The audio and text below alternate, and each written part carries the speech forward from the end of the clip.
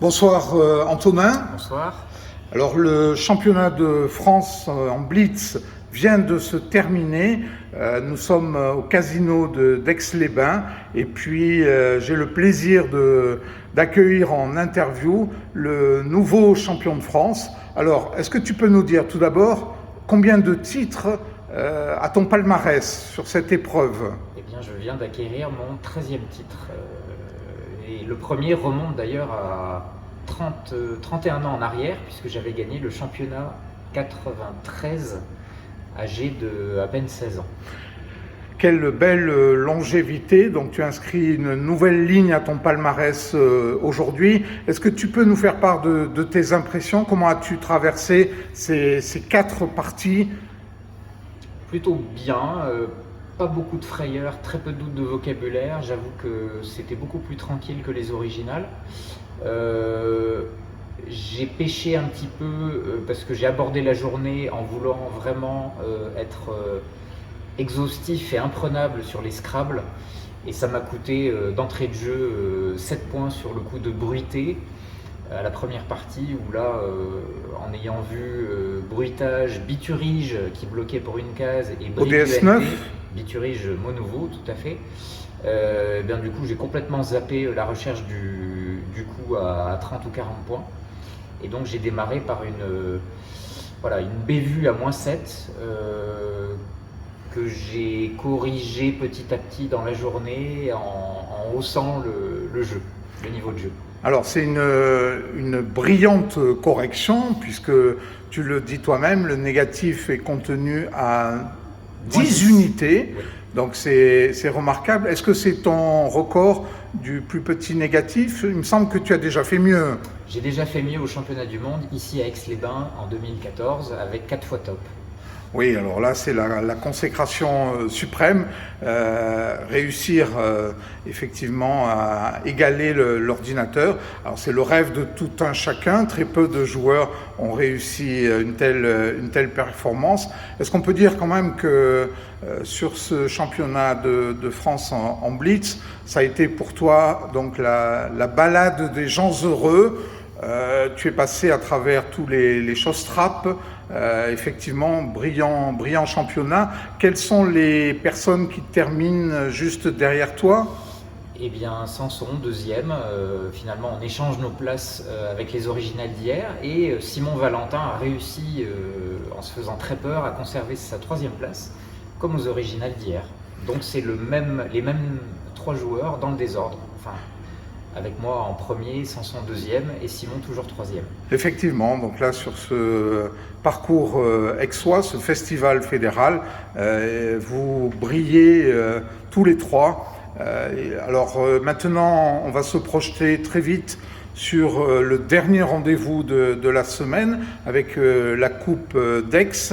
Je ne te demande pas tes ambitions, mais effectivement, le plateau est relevé. Oui. Est-ce que tu peux nous faire part de tes impressions la veille de cette épreuve? Je pense qu'on va voir rappliquer quelques pointures comme Jean-François Lachaud, Thierry Chinchol qui sera de retour de ses balades autour du lac, et probablement un Étienne Budry. Donc oui, le plateau va être très très relevé. Certains joueurs qui ont mal négocié le blitz comme Gauthier Houillon vont se montrer revanchards, à n'en pas douter. Donc oui, les 15 premières places du Chelem vont être très disputées. Alors, je ne veux pas revenir sur un épisode douloureux de Montauban. La Riccio est définitivement oubliée. Tu signes là aujourd'hui une superbe performance qui est annonciatrice, je te le souhaite, d'un excellent résultat pour ce week-end. Est-ce que tu peux nous faire part en quelques mots de tes méthodes d'entraînement? Est-ce que tu vis sur tes acquis ou c'est alors on dit 100 fois sur le métier, il faut remettre son ouvrage. Quelles sont tes approches actuelles, tes méthodes d'entraînement? Alors j'ai un petit peu diversifié dernièrement. Je vais sur le site Elimo pour lui faire de la publicité, site de Sylvain Ravaud, oui. Où je fais quelques grilles de tirage, alors que c'est normalement pas trop mon angle de révision, mais je l'ai rajouté à ma méthode qui souvent se cantonnait au topping avec les 5 parties de fédérales sur du pli-jeu. Donc là j'ai rajouté un petit peu de tirage parce que voilà, notamment avec l'épisode de Laricio à Montauban, je trouve que je pêche un petit peu par le manque on va dire de vitesse et de capacité à être bon sur des tirages purs. Et en fait, j'ai souvent comme travers de partir de la grille. Or, des fois, il faut savoir partir du tirage. Le meilleur exemple, d'ailleurs, c'était hier aux Originales. On avait Moldave dans un tirage de 8 lettres. J'ai été incapable de le former, alors que la place était évidente pour tout le monde. Lemme, il fallait prolonger le en lemme. Prolonger le en lemme. Donc, c'était pas la place qui posait souci, c'était juste former le mot. Donc, voilà, je sens que j'ai un perfectionnement à effectuer sur la partie combinatoire. Alors tout est relatif quand même, parce que là tu fais référence à des petites difficultés que tu peux rencontrer, des scories dans ton jeu, notamment sur les 7 lettres. Mais bon, on sait ta vivacité, tu es un spécialiste, certains même te surnomment le Lucky Luke du caramel. Manifestement, c'est pas une réputation usurpée. Un 13e titre de champion de France. Effectivement, bravo à toi pour ce résultat. Est-ce que tu peux maintenant nous faire part de tes prochains objectifs, peut-être sur le classique?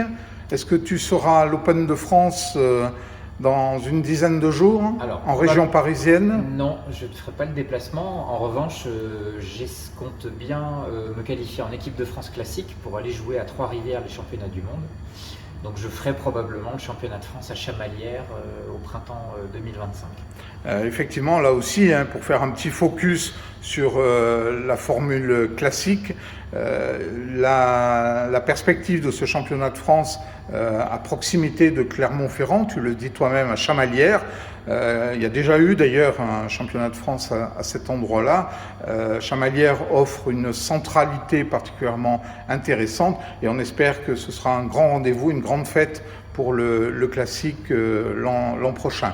Alors tu as fait référence à Trois-Rivières, c'est effectivement la destination outre-Atlantique pour 2025, ces championnats du monde.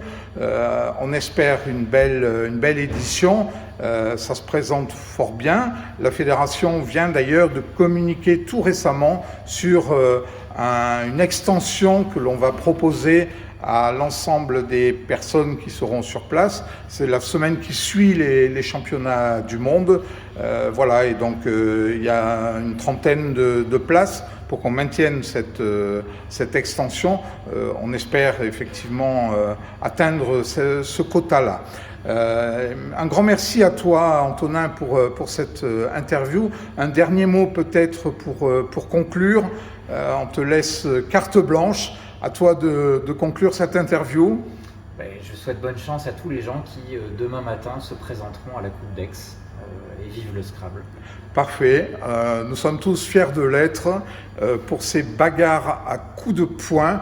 Alors, point P-O-I-N-T-S, effectivement. Et puis, rendez-vous demain, Antonin, et bonne soirée à toi. Tout à l'heure, sur la remise des prix à l'auditorium du Centre des Congrès. Bye bye. Au revoir.